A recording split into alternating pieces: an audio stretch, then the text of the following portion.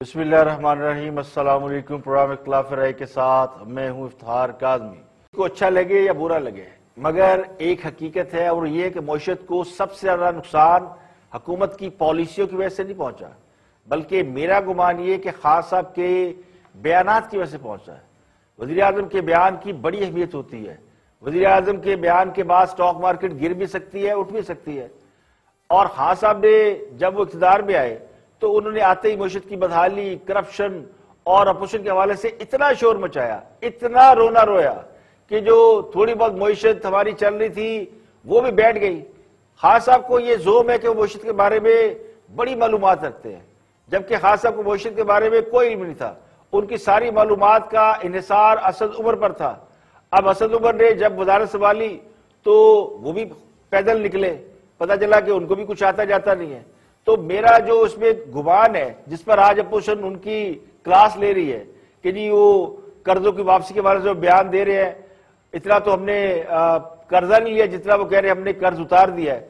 तो ये इसी वजह से कि खान साहब अपने बयानात में गैर मुख्तात है।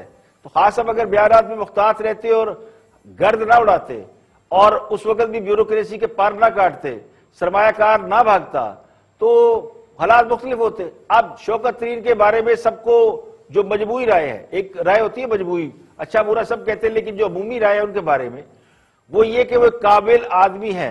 तो उन्होंने एक बात तो बड़ी लॉजिकली कही है कि ग्रोथ रेट बढ़ेगा तो बेरोजगारी कम होगी। अब ये बात जो है ना फिशे को समझ आई, ना सदुमर को समझ आई, और हमारे तो बेचारे 4-6 दिनों के लिए आए थे। तो कम से कम एक लॉजिकल बात उन्होंने आके की है कि ग्रोथ रेट बढ़ाना चाहिए। अब ग्रोथ रेट बढ़ेगा कैसे, उसके लिए आपको एक अच्छी मुआशी पॉलिसी और इन्वेस्टमेंट की जरूरत है, एक कंसिस्टेंट पॉलिसियों की जरूरत है, एक एनवायरनमेंट की जरूरत है, और सबसे ज्यादा एनवायरनमेंट जो होता है जरूरी वो पॉलिटिकल एनवायरनमेंट होता है। तो हुकूमत तो पॉलिटिकल एनवायरनमेंट ठीक करने को तैयार नहीं है। कल इतना बड़ा प्रॉब्लम था इस मुल्क के अंदर, इतनी बड़ी आग लगी और पार्लियामेंट के अंदर बात पहुंची और हुकूमत खुद पार्लियामेंट के अंदर लेके गई, लेकिन वज़ीर आज़म पार्लियामेंट से गायब थे। तो जब आपका पॉलिटिकल कंसेंसस ही बिल्ड नहीं होना, पॉलिटिकल एनवायरनमेंट ठीक नहीं होना, तो फिर आपकी इकोनॉमी कैसे ठीक हो सकती है। इलेक्शन से पहले खान साहब ने जो वादे किए थे वो तो पूरे नहीं हो सके, और लोगों को उसके ऊपर सब्र भी आ गया कि शायद वो इलेक्शन जीतने के लिए वादे थे। लेकिन जो वादे खान साहब ने इक़्तिदार में आने के बाद अवाम के साथ किए, उनमें से भी कोई वादा पूरा नहीं हुआ। 50 लाख घरों और 1 करोड़ नौकरियों की बात तो छोड़ दें, जो हुकूमत के करने के काम थे, जो कारोबार हुकूमत चल रहा था, उसको भी खराब कर दिया। महंगाई सबसे बड़ा मसला है, जिसका इल्जाम खान साहब दूसरों को यानी पिछली हुकूमतों को, खुसूसन नवाज शरीफ को देते रहे हैं। मगर जब हुकूमत ने खुद IMF से कर्ज के लिए गैस और बिजली के नर्ख बढ़ा दिए तो महंगाई आसमान पर चली गई, डॉलर महंगा करा दिया, शरह सूद बुलंद रखी, बेरोजगारी में मुसलसल इजाफा हुआ। तो अवाम अब समझती है कि हुकूमत वो परफॉर्मेंस नहीं दे पा रही जिसका वो वादा करके आई थी या जो उनसे तवक्को की जा रही थी। अब महंगाई कम करना तो दूर की बात, उसमें रोज बरोज इजाफा होता जा रहा है। चीनी, गंदम, पेट्रोल समेत कई चीजों के बहरान ये इंतजामी सलाहियतों का के फुकदान का मुंह बोलता सबूत है। और फिर जिन्होंने अवाम की जेबों से अरबों रुपए लूट लिए, खुद खान साहब ने इंक्वायरी कमीशन बिठाए जिनमें उनके करीबी लोगों के नाम आए, और फिर खान साहब कहते हैं जी माफिया मेरी राह में रुकावट है। तो उस माफिया को खत्म तो इस हुकूमत ने करना है, लेकिन खान साहब ना उन्हें रोक पा रहे हैं, ना उन्हें पकड़ पा रहे हैं, बस अवाम को इतला देते जा रहे हैं। तो तहरीक इंसाफ के एक अहम रहनुमा अली जैदी की पिछले दिनों एक मुबैना ऑडियो मंजर-ए-आम पर आई, जो ये बताती है कि खुद तहरीक इंसाफ के अंदर खान साहब पर एतबार करने वालों की कमी होती जा रही है। जहांगीर तरीन जो खान साहब के करीबी साथी हैं और करप्शन स्कैंडल के मरकजी मुलजम है, उन्होंने खान साहब को आगे लगा रखा है। वो 30-40 लोग लेके घूमते फिर रहे हैं और कह रहे हैं कि मुझ पर केस खत्म करो, नहीं तो मैं पता नहीं क्या करूंगा। तो खान साहब के इर्द गिर्द अब भी वो लोग मौजूद हैं जिन पर करप्शन के इल्जाम हैं, जिन पर यह इल्जाम है कि उन्होंने महंगाई करके या करप्शन करके या जहीर अंदोजी करके अवाम की जेबों से अरबों रुपए लूटे। तो खान साहब को लाने वाले भी इस सूरत हाल से कुछ ज्यादा खुश नहीं है, वो भी मायूस होकर बैठ गए हैं। वो भी खान साहब और हुकूमत के हवाले से मुतजाद आरा रखते हैं। अब मेरा गुमान ये कि फौज को SOPs पर अमल दरामद करने के लिए बुलाकर खान साहब ने इस बात का एक बार फिर एतराफ किया कि अगर फौज उनकी मदद ना करे तो वो एक कदम भी नहीं चल सकते। अब फौज हमा वक्त हर हुकूमत की मदद के लिए तैयार रहती है। ये फौज का एक प्रोफेशनल एटीट्यूड है। फौज खान साहब की और मौजूदा हुकूमत की भी मदद कर देगी, लेकिन जो सबसे बड़ा सवाल है वो अपनी जगह मौजूद रहेगा कि अगर सारे काम फौज ने करने हैं तो फिर हुकूमत और बाकी के इदारे क्या कर रहे हैं। कोई माने या ना माने, शहबाज शरीफ पिछले 2.5 साल मुफाहमती सियासत से वो कुछ हासिल नहीं कर सके जो मुस्लिम लीग नून ने पीडीएम का प्लेटफॉर्म बनाकर पिछले 4-5 माह में हासिल कर लिया है। अपोजिशन जब अलग अलग सियासत कर रही थी तो हुकूमत से मार खा रही थी, लेकिन पीडीएम बनने के बाद नौबत यहां तक आ गई थी कि हुकूमत को घर जाने की तारीखें दी जा रही थी। अब पीडीएम ने अपोजिशन की जमातों को हुकूमत के इंतकामी शिकंजे से निकाला और सबसे अहम बात यह है कि एस्टेब्लिशमेंट को बैकफुट पर जाने पर मजबूर किया। एस्टेब्लिशमेंट ने खुद को सियासी मामला से न सिर्फ अलग कर लिया बल्कि इसका अमली सबूत भी दिया, और ये अमली सबूत हमें बाई इलेक्शन में नजर आया जब हुकूमत मुसलसल 9 में से 8 इलेक्शन हार गई। तो हुक्मरान जमात मुसलसल कई इंतखाबात जो है पिछले यानी 8-10 जो बाई इलेक्शन हुए हैं उनमें हारती रही है। तो नवाज शरीफ का बयानिया और मरियम नवाज के जारहाना अंदाज ने मुस्लिम लीग नून को, मेरा गुमान ये कि आज उस मुकाम पर ला खड़ा किया है कि अब उनकी बात कहीं ना कहीं सुनी जरूर जा रही है। अब मानी जा रही है या नहीं मानी जा रही ये मुझे नहीं पता, लेकिन बात कहीं ना कहीं सुनी जरूर जा रही है। और दूसरी अहम बात यह है कि मरियम की शक्ल में मुस्लिम लीग नून को एक और बड़ा लीडर मिल चुका है। तो शहबाज शरीफ की रिहाई से नून लीग को फायदा होगा या नहीं होगा, मगर मेरा गुमान ये कि शहबाज शरीफ की सूरत में उन्हें एक अच्छा निगोशिएटर मिल जाएगा, क्योंकि निगोशिएट करना भी बड़ी जरूरी है। सिर्फ जलसों जुलूसों से बात नहीं होती, टेबल में बैठ के भी चीजें तय करनी होती है। तो शहबाज शरीफ उसमें अच्छे हाथ से एक्सपर्ट है, और दूसरा वो पार्लियामेंट के अंदर एक बेहतर रोल भी अपना अदा कर सकेंगे। लगता यूं है कि मुस्लिम लीग नून ने फैसला कर लिया कि ईंट का जवाब पत्थर से दिया जाएगा और बात सिर्फ सियासी एहतजाज तक महदूद नहीं रहेगी, इससे आगे तक जाएगी। अब पता नहीं मुस्लिम लीग नून ने हुक्मरान जमात को वार्निंग दी है या धमकी दी है। इससे पहले भी पार्लियामेंट लॉजेस में मुस्लिम लीग नून के रहनुमाओं पर जब तहरीक इंसाफ के कारकुनों ने तशद्दुद किया था, अटैक किया था, उसके जवाब में भी हमने देखा कि शहबाज गुल को अंडे पड़े थे और उनके चेहरे पर स्याही फेंकी गई थी, जो काबिल मजम्मत बात है। अब मुस्लिम लीग नून ने जिस हिम्मत और जुर्रत के साथ पिछले 3-4 साल में अपने खिलाफ कार्रवाइयों का सामना किया है, नवाज शरीफ समेत पूरी क़यादत अदालतों में पेश होती रही है, अब भी लोग पेश हो रहे हैं, तो इससे मुस्लिम लीग नून ने अपने सियासी कदकाठ में इजाफा किया है।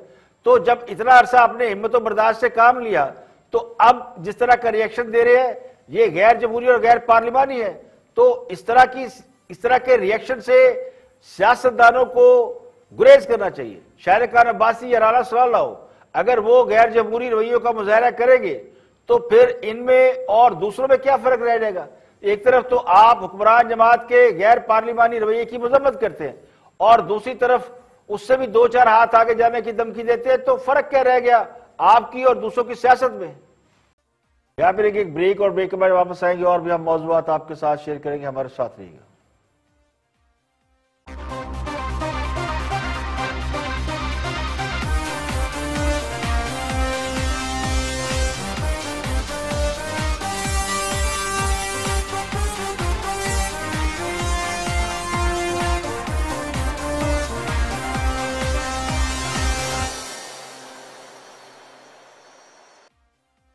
Welcome back. आप देख रहे हैं प्रोग्राम इख्तिलाफ राय में इफ्तिखार काज़मी। ब्रेक के बाद हाजिर खिदमत है। आगे बढ़ते हैं और ऑफ द रिकॉर्ड में गुफ्तगू कर रहे हैं आरफ हमीद भट्टी और दीगर जर्नलिस्ट। देखते हैं कि वो क्या फरमाते हैं शहबाज शरीफ की रिहाई के हवाले से। Watch this. नाम जिंदगी गुजारो। अच्छा काशिफ भाई, ये बेल हो जानी थी। इस बेल जब पहले मोहतरम डोगर साहब ने कहा तो अंदर जाके 2 जज साहबान के बारे में खासी तलखी हुई, जिसका उन्होंने चीफ जस्टिस को आगाह कर दिया। और जब ये बेंच बना तो तवक्को की जा रही थी आइन और कानून के मुताबिक ये बेल हो जानी थी, क्योंकि ये बेल पिछले 3 महीने से पेंडिंग थी, क्योंकि शहबाज शरीफ को तो बेल की इतला मिल चुकी थी। फिर उन्होंने कहा पहले मुझे नहीं, हमजा को बेल ले दे, फिर हमजा को बेल हो गई। तो अदालत आजाद होने का यह फायदा होता है कि आदमी को अरबों खरबों रुपए का केस हो, मनी ट्रेल पे गालबन अरशद शरीफ साहब फलूदे वाले के, मरने वाले के अरबों रुपए किसी अकाउंट में भिजवा चुके हैं, लेकिन इन्हें रिलीफ मिल जाता है। लेकिन इसका फायदा नुकसान हरगिज इमरान खान को नहीं होगा, मरियम को। अब मरियम नवाज को फायदा है, एक बात बताएं, मरियम नवाज को फायदा है या नुकसान है भट्टी साहब? नुकसान नुकसान नुकसान, सोग, अफसोस, रंज, गम, गुस्सा, ये सारी चीजें मरियम के अंदर हैं इस वक्त। अगर उसको अंदर देखने का कोई ऐसा आला हो तो वो शायद आपको नजर आ जाए। देखें सर, उन्होंने ट्वीट तो बड़ी संगीत की है। मरियम नवाज ने कहा 10 साल कहीं भी नाइंसाफी का सुनकर पहुंच जाने वाले को आखिर इंसाफ मिल गया। जितनी मर्तबा भी शहबाज शरीफ साहब को इमरान खान साहब ने कहा मदीने की रियासत बना दी, जुल्फकार अली भट्टो ने कहा था रोटी कपड़ा और मकान दूंगा, नवाज शरीफ ने 91 में कहा था 1 साल में मुझे हुकूमत मिल जाए तो कोई मुल्क में भूखा नहीं रहेगा, सारे कर्जे उतार दूंगा। फिर सबकी बातें मान जाते हैं। फिर छोड़ दे, अगर इनके ट्वीट पे जाना है तो। मरियम नवाज ने तो यह भी कहा था कि हमें एस्टेब्लिशमेंट ने निकाला है, हमें यकीन है कि शहबाज शरीफ पहली प्रेस कॉन्फ्रेंस ये करेंगे। वो DGI का रिजाइन मांग रही थी, DG आर्मी चीफ का मांग रही थी, फिर वो भी कहेंगे, वो कहेंगे कि मुझे खलाई मखलूक ने हरवाया है मरियम साहब। अगर शहबाज साहब ने ये सारी बातें कह दी तो बिल्कुल उनका बयानिया बुलंद है। वरना परसों उन्होंने अपने वालद को कहा है, मैंने सुना कि चाचा जी दी बेल दी एग्रीमेंट हो गया है, तो पापा मेरा क्या होगा। तो 7 समुंदर पार गए, गुड़ियों के बाजार गए। पीछे सब बेटी को क्या तोहफा भेजते हैं। ये मैं परसों की बात बता रहा हूं, परसों की। अब जो लोग ये कह रहे हैं कि शहबाज शरीफ की जमानत पर रिहाई पहले से तय हो चुकी थी, मेरा सवाल ये कि क्या वो तौहीन अदालत नहीं कर रहे? क्या अदालत के फैसलों का उन्हें वक्त से पहले इल्म हो चुका था? और क्या ये अदालत इस बात का पहले से फैसला कर चुकी थी कि शहबाज शरीफ को जमानत पर रिहा करना है? तो ये अदालत की साख पर एक बड़ा सवालिया निशान है। और शहबाज शरीफ क्या इतने पावरफुल इंसान है कि पहले उन्होंने खुद ही रिहा होने से इनकार कर दिया और हमजा शहबाज को रिहा करवा दिया, और फिर जब अपना जी चाहा और अपनी मर्जी से वो रिहा हो गए, जिसका मतलब ये है कि शहबाज शरीफ बहुत पावरफुल आदमी है। तो सवाल ये कि इतने पावरफुल आदमी नैब के मुकदमात में जूतियां क्यों चटखाते फिर रहे हैं? पिछले 7-8 माह से वो नैब की तहवील में है और हुकूमत इतनी बेबस है कि वो ये देख रही है कि शहबाज शरीफ जेल में आ जा रहे हैं और वो तमाशा देख रही है। बदकिस्मती से मीडिया का ये हिस्सा इसी काम के लिए इस्तेमाल हो रहा है कि वो हर काम को शक के दायरे लगाकर उसे मशकूक बनाकर न सिर्फ अपने लिए ज़हनी और दिली तस्कीन हासिल करता है, बल्कि उन लोगों को भी खुश करता है जिनकी वो मदासराई करते रहते हैं। तो शहबाज शरीफ की रिहाई अदालती प्रोसेस के तहत हुई है, लेकिन इसको एक डील का तासुर देना, इससे लगता यूं है कि किसी को खुश करने की कोशिश की जा रही है। बरतानिया ने एक बार फिर नवाज शरीफ को पाकिस्तान के हवाले या मुल्क बदर करने से इनकार कर दिया है। हुकूमत पाकिस्तान ने बरतानवी हाई कमिश्नर से मुलाकात में दरख्वास्त की थी कि नवाज शरीफ हुकूमत पाकिस्तान को मुख्तलिफ मुकदमात में मतलूब है और वो कुछ अर्सा पहले इलाज के लिए लंदन गए थे, लेकिन वो वापस नहीं आए। उनका पासपोर्ट भी एक्सपायर हो चुका है और बरतानिया उन्हें पाकिस्तान के हवाले कर दे, जिस पर बरतानवी हुकाम ने पाकिस्तान को साफ जवाब दे दिया है और ये कहा है कि पाकिस्तान पहले बरतानिया के साथ तहवील मुजरमान का मुआहदा करे या बरतानिया को तहवील मुजरमान यानी एक्सट्राडिशन के तहत दरख्वास्त दे, तो उसके बाद ही बात हो सकती है। पाकिस्तान और बरतानिया के दरमियान तहवील मुजरमान का कोई मुआहदा मौजूद नहीं है। इस वजह से पाकिस्तान से बहुत से लोग जो कि पाकिस्तान की अदालतों को मतलूब हैं, वो बरतानिया में चले जाते हैं और बरतानिया से फिर उन्हें वापस लाना मुश्किल हो जाता है। तो नवाज शरीफ को बरतानिया से पाकिस्तान ने मांगा या पाकिस्तान ने दरखास्त की, इसका इतराफ शेर रशीद ने अपनी एक प्रेस कॉन्फ्रेंस में किया है, जिसमें उन्होंने ये कहा है कि नवाज शरीफ के मामले में उन्हें बरतानिया से कोई मुस्बत जवाब नहीं मिला और बरतानिया ने इन्हें जो तरीकाकार अख्तियार करने को कहा है वो आसान नहीं है, उसमें बड़ा अरसा लग सकता है। ब्रिटिश हाई कमिश्नर साहब से बड़ी तफसीली मुलाकात हुई है। हमने उनको कहा कि आप डिपोर्ट करें नवाज शरीफ को, लेकिन उन्होंने कहा कि आप एक्स्ट्राडिशन में जाएं, हम गवर्नमेंट टू गवर्नमेंट उसमें बात करेंगे। उन्होंने कोई मुस्बत जवाब नहीं दिया। तो बरतानिया ने एक बार फिर पाकिस्तान को ये कहा है कि वो नवाज शरीफ की वापसी के लिए कानूनी रास्ता इख्तियार करें। वज़ीर दाखिला शेर रशीद से पहले कई बार दावा कर चुके हैं कि शेर नवाशी को वो वतन वापस लेकर आएंगे, लेकिन एक बार फिर उन्हें नाकामी का सामना करना पड़ा है। इसके अलावा कालदम तहरीक लब्बैक के हवाले से हुकूमत ने आज एक बड़ी प्रेस कॉन्फ्रेंस की और शेर रशीद ने यह दावा किया कि तहरीक लब्बैक को कालदम करार देने का जो फैसला किया गया था वो हुकूमत ने वापस नहीं लिया, बल्कि तहरीक लब्बैक पाबंदी लगने के 30 रोज के अंदर अपना जवाब दे सकती है, जिसके बाद ये मामला मजीद कार्रवाई के लिए आगे जाएगा। तो शेर रशीद ने यह भी दावा किया है कि कालदम तहरीक लब्बैक के सरबराह साद रफीक, जिन्हें हुकूमत ने गिरफ्तार कर रखा है, उन्हें फिलहाल रिहा नहीं किया जा रहा। उनके खिलाफ संगीन नोयत के मुकदमात हैं, उसका फैसला अदालत करेगी। उन्होंने ये भी एतराफ किया कि गिरफ्तार होने वाले 733 में से कुछ 600-650 अफराद को रिहा कर दिया गया है। 733 में से 669 लोगों को रिहा कर दिया गया। 210 जो FIR हैं वो अदालत के प्रोसेस से गुजरेंगी। साद रिजवी साहब का भी केस शामिल है और उस केस में 78A भी शामिल है 302 के साथ, जो उनको कालदम करार दिया है। 30 दिन में अपील आनी है हमारी मिनिस्ट्री को, फिर एक कमेटी बनेगी जो इसके केस का फैसला करेगा।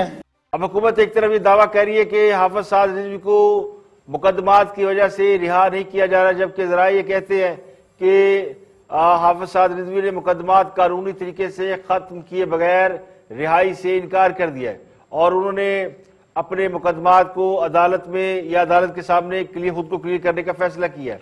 तो कहने वाले कहते हैं कि हुकूमत और कालदम तहरीक लब्बैक में जो मुआहदा हुआ है वो महज एक आई वाश है। हुकूमत की बजाय एक प्राइवेट मेंबर की जानिब से करारदाद को असम्बली में पेश कराया जाना और फिर उसे बहस करने की बजाय मामला कमेटी के सुपुर्द कर देना, धरना उठा लिए जाने के बावजूद हुकूमत का ये इसरार करना कि कालदम तहरीक लब्बैक पर पाबंदी बरकरार है, उसकी मरकजी क़यादत को रिहा नहीं किया जाएगा, ये जाहिर करता है कि ये मामला फिलहाल फेस सेविंग पर खत्म हुआ है। ये मामला भी उस तरह मुकम्मल तरीके से तय नहीं हुआ जिस तरह तय होना चाहिए था। दोनों को फेस सेविंग दी गई है, कालदम तहरीक लब्बैक को भी कि उनका धरना भी हो गया और बज़ाहिर उनका एक मुतालबा कि जी करारदाद पार्लियामेंट में पेश की जाएगी, हालांकि ये मुतालबा नहीं था।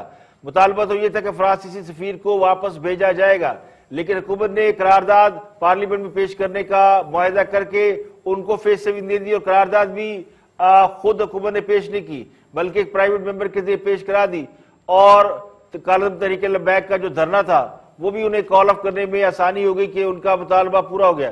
तो हुकूमत और कालदम तहरीक लब्बैक दोनों ने फेस सेविंग कर ली है।